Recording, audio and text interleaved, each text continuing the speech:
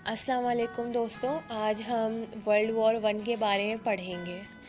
तो world war one start हुई 1914 में और ख़त्म हुई थी 1918 में, और ये वॉर 4 साल तक रही थी। इस वॉर में दो ब्लॉक्स के दरमियान फ़ाइट हो रही थी। एक ब्लॉक था एलाइट पावर एंड दूसरा ब्लॉक था सेंट्रल पावर।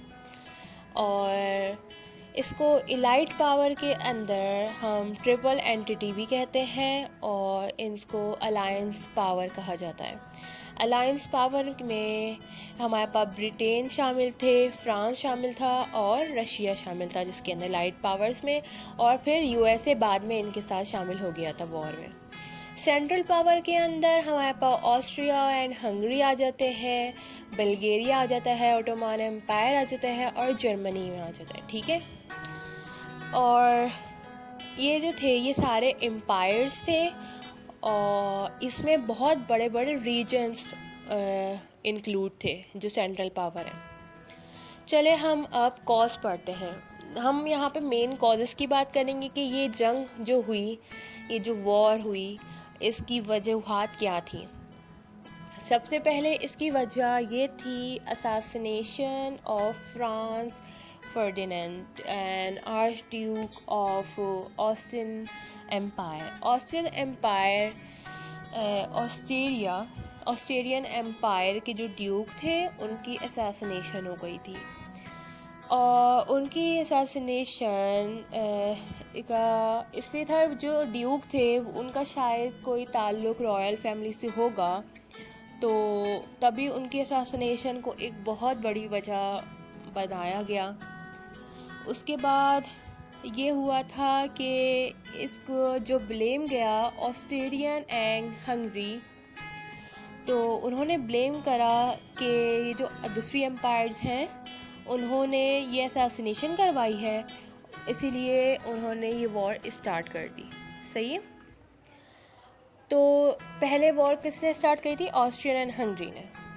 फिर इसके बाद जो इसकी दूसरी वजूहात ये थी कि एक मिलिट्री अलायंस हो गई थी और पॉलिटिकल अलायंस हो गई थी, जिस तरह से किसके दरमियान हुई थी? रशिया और फ्रांस के दरमियान थी, और फ्रांस और ब्रिटेन के दरमियान थी मिलिट्री अलायंस।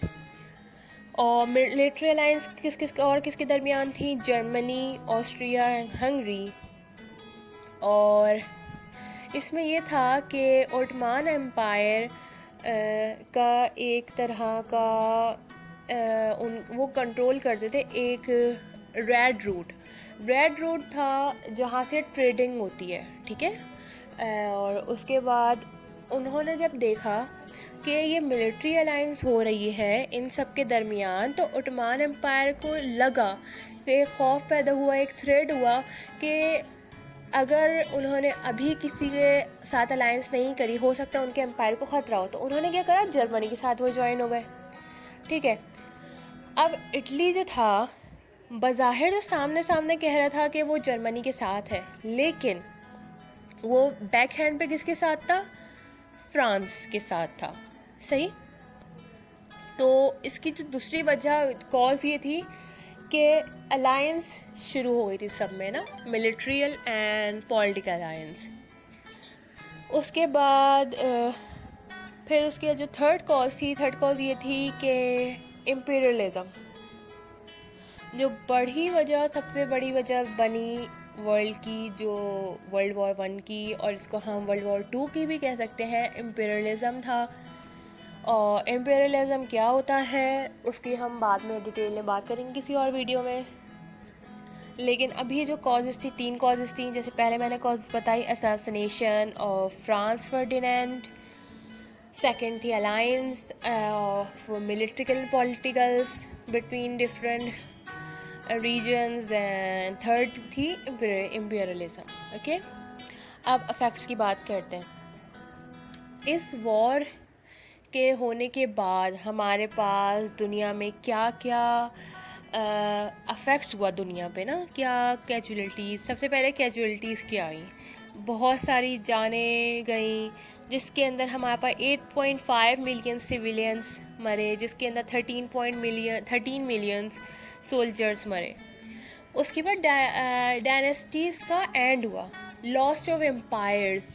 इसमें जो एम्पायर्स थे इसमें एलाइट कह सकते हैं और सेंट्रल, दोनों में एम्पायर्स थे, दोनों की डायनेस्टीज़ लॉस्ट हुई। इसके ऊपर हमारे पास क्या हुआ, एक तरह का डिजीज़ आउटब्रेक हो गई, जो पैंडेमिक होता है फ्लू, और इसको एक और नाम से कहते हैं इन्फ्लुएंजा और स्पेनिश फ्लू।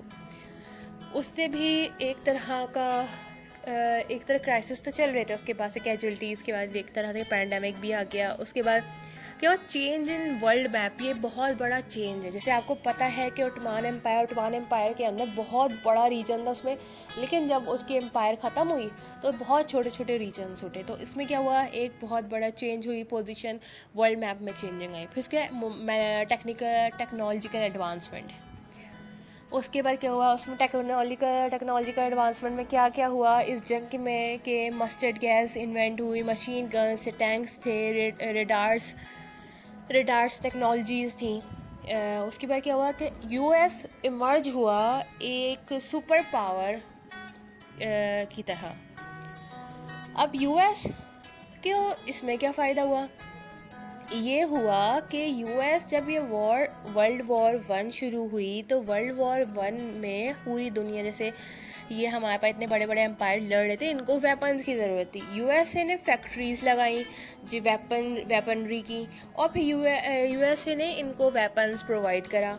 अब बहुत सारी कंट्रीज़ ऐसी थी कि उन्होंने वहाँ पे क्या कहते हैं, लोन लिया, यानी कि फिर उसके जब क्या हुआ, जब वॉर ख़त्म हो गई तो पता चला इतनी सारी कंट्रीज़ यूएसए के डेप्थ में थी। यूएसए को मतलब मनी फ्लो उनका कांस्टेंट रहा, मतलब उनको जब आप लोन लेते हो किसी से तो उसका आप उसको इंटरेस्ट भी पे करते हो। तो इस तरह जब पूरे एक इकॉनमी क्राइसिस चल रहा था पूरी दुनिया में, तो यूएसए उस वक्त एक सुपर पावर की तरह निकला। और अब यहाँ पे जैसे मैंने आपको बताया था कि एलाइट एम्पायर हैं, उसमें 3 थे, ब्रिटेन, फ्रांस और रशिया, लेकिन बाद में यूएस आ गया था। अब यूएस बाद में ऐड कैसे हुआ, इस तरह हुआ कि यूएस का एक डॉक्ट्रिन था कि उस वक्त यह हुआ था कि यूएस ने नया अपनी ज़मीनें फ़तह करी थी और यूएस इतना स्टेबल नहीं था।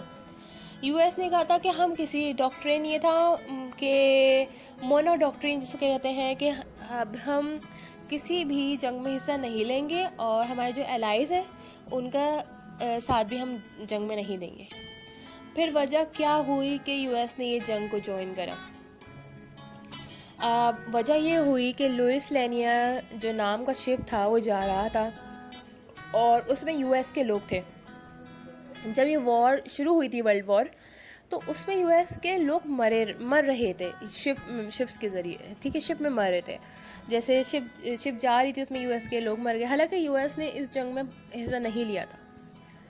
फिर क्या होता उनका, उसके बाद दूसरा वजह ये बनी कि ज़िमरमैन भेजते हैं टेलीग्राम मैक्सिको को कि जर्मनी से, ठीक है, टेलीग्राम भेजते मैक्सिको कि तुम यूएस को जंग में लगा के रखो ताकि वो वर्ल्ड वॉर 1 में हिस्सा ना ले सके। अब ये होता है कि वो टेलीग्राम मैक्सिको तक नहीं पहुंचा था, ब्रिटेन के हाथ में लग जाता है। अब ब्रिटेन क्या करते हैं, यूएसए को वो टेलीग्राम दिखाते हैं। अब क्या होता है कि यूएस फिर वर्ल्ड वॉर 1 का हिस्सा बन जाता है। तो अब इसका जो कंक्लूजन निकलेगा 2 तरह से निकलेगा इस वॉर का। कंक्लूजन नहीं करेंगे, जो मेन पॉइंट निकल रहा है। पहले का treaty of Versailles. Treaty of Versailles में क्या था कि इसमें जो रिस्पॉन्सिबिलिटी दी गई जर्मनी को दी गई, बोला कि आप जो वर्ल्ड वॉर 1 जो हुई है ना उसके रिस्पॉन्सिबल जर्मनी है और जर्मनी को ही पेनल्टी पे करनी है। उनकी टेरिटरीज़ और हम ले लेंगे, उनके वेपनरीज हम ले लेंगे, उनकी फैक्ट्रीज़ क्लोज अप हो जाएंगी। तो इस तरह जर्मनी को बहुत, जो पूरे वर्ल्ड के उसको कसूरवार के ठहराया गया। उसके बाद ग्रोथ ऑफ नेशनलिज्म, एक तरह का नेशनलिज्म का ग्रोथ हुआ और यही नेशनलिज्म एक जो कहेंगे जो हमारी वजह बनी, एक कॉजेस जो वर्ल्ड वॉर 2 की तरफ गई। सही। तो ये थी हमारी वर्ल्ड वॉर वन, जिसके अंदर हमने पढ़ा कि वर्ल्ड वॉर कब हुई, उसमें कौन कौन सी फोर्सेस थी, उसमें कॉजेज़ क्या थे, मेन कॉजेज़, और उसमें अफेक्ट्स क्या हमारे पास हुए, और मेन में हमारे पास पॉइंट निकला जो कि हमारे पास ट्रीटी ऑफ वर्साइल और ग्रोथ ऑफ नेशनलिज्म। सही है। ग्रोथ ऑफ नेशनलिज्म पे मैं एक बात ये कहूँगी कि देखिए, अगर आपको पता हो कि बड़े बड़े एम्पायर से जब एम्पायर टूटे तो बहुत छोटे छोटे हमारे पास नेशनलिस्ट निकले अपने अपने पर्सपेक्टिव्स को लेते हुए, और तो छोटे छोटे रीजन्स निकले जो अब उसके बाद ये नेशनलिज्म, क्योंकि बहुत बड़ा रीजन था, एक को फॉलो कर रहा था, एम्पायर था, जब टूट गया तो छोटे छोटे नेशनलिस्ट निकले। तो इसका भी वजह बनी थी वर्ल्ड वॉर टू, जो कि हम अपने नेक्स्ट वीडियो में पढ़ेंगे। ओके, आपके लिए इतना ही। Thank you for listening. Bye bye.